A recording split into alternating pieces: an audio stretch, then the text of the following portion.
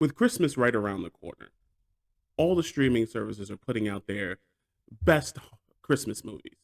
We got Miracle on 34th Street, It's a Wonderful Life, Elf, and Die Hard.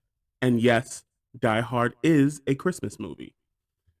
There's one that came out recently that doesn't really seem like it knows what it wants to be.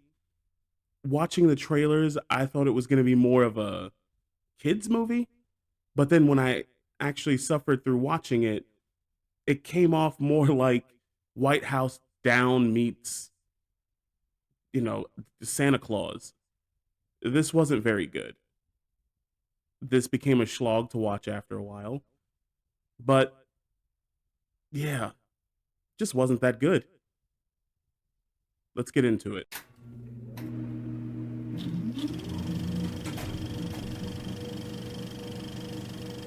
What's going on, ladies and gentlemen? Welcome back to Let Me Be Frank, a podcast about movies. And today we are hitting rock bottom by talking Red One, the latest offering from Seven Bucks Productions, which is the Rock Studio. I also saw in there that his wife, Danny Garcia, I think that's her name, is a producer in the film. We got Chris Evans, we got J.K. Simmons, who is jacked, by the way. Good Lord, that man's been working. He's making putting me to shame. I'm not very happy about that. But this movie, this movie was odd. This movie kind of threw me for a loop. It started off kind of good.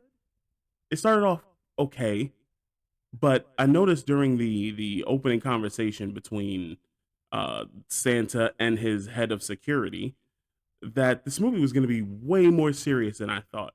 When you see the commercials, they show like the big elves and all that stuff, and you think it's going to be kind of like a kids comedy, but like I said before, it comes off way more seriously, like a lot more seriously, just with laser guns or whatever they were using.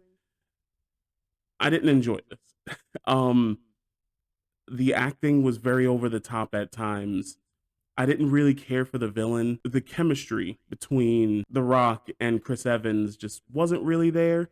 You see, the problem is because we've seen Chris Evans in the superhero franchises, we know that the dude is shredded. We know he is an action star. He was Captain America, people. He's Captain America. And you want me to believe that he would need The Rock's help in any of this?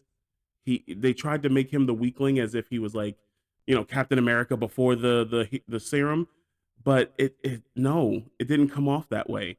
It was supposed to be funny, I guess, but there weren't really many like actual jokes, and there were a lot of things in this movie that were taken from other films that I realized.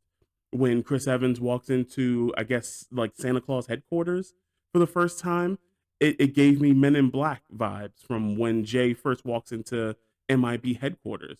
It looked like a direct ripoff. Them going through the door to get to Magical Land kind of felt like when Hagrid took Harry Potter through the leaky cauldron into the Wizarding World for the first time.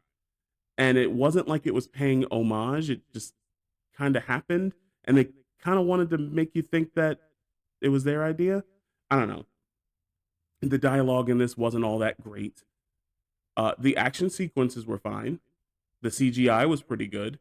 They spent a lot of money on this movie, like a lot of money. It sits at a really big runtime of 2 hours and like 9 minutes, which upon starting the movie, I groaned a little because, you know, it's 2 hours of a movie that I was almost positive I wasn't going to like in the first place. This movie wasn't very fun to sit through. As far as The Rock's acting, which I know has been a bone of contention, he doesn't. It's not going to evolve. He's going to be who he is. He's The Rock in every movie. Every movie, he's going to have the same, solid demeanor.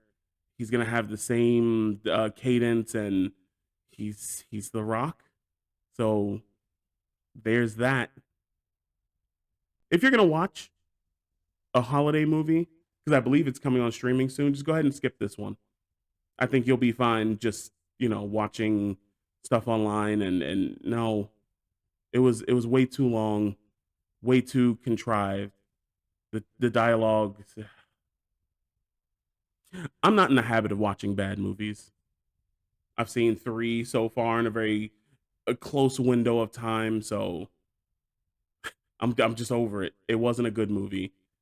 The Rock really needs to retool himself. I don't even know if that's a real word. He needs to refresh. He needs to push the refresh button on his personality because being The Rock was fine, when he first started, but there's no depth.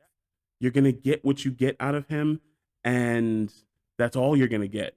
Unlike when you see a movie starring Dave Bautista, who also came from the professional wrestling world, who was there around the same time as The Rock. They missed each other by a little bit, but they were there at the same time at times. He has shown great depth in his acting. He shows that he can be a quirky superhero in one, or he can knock on your door at a cabin and give you the worst news possible. Um, Red One was not it.